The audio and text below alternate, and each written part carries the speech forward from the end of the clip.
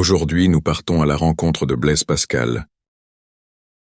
Philosophe français du XVIIe siècle, Pascal fut bien plus, un scientifique visionnaire, un mathématicien prodige.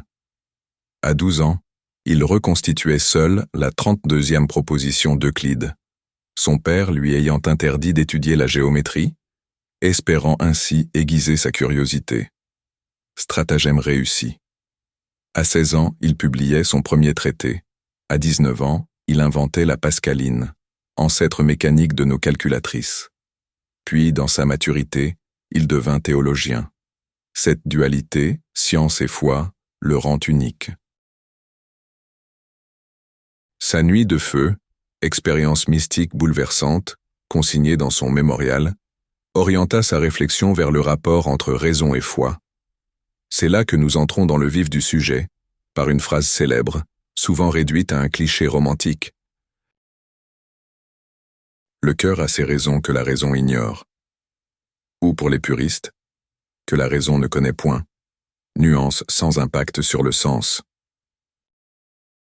Pourquoi cette citation est-elle mal comprise?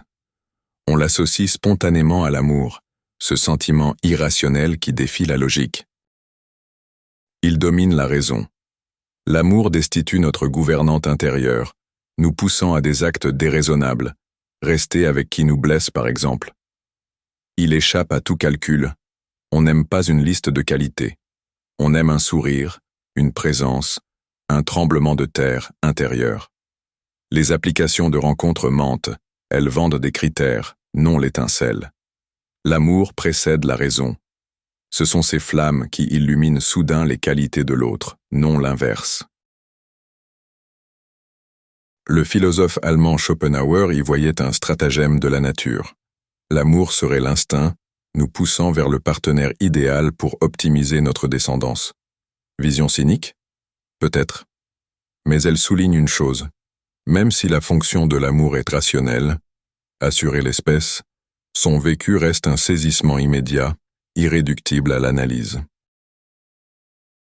Pascal ne parlait pas d'amour mais de foi. Pour lui, certaines vérités, comme Dieu, sont inaccessibles à la raison. Le cœur désigne l'intuition profonde, ce savoir immédiat et indémontrable, telle l'évidence géométrique. Par un point passe une infinité de droites.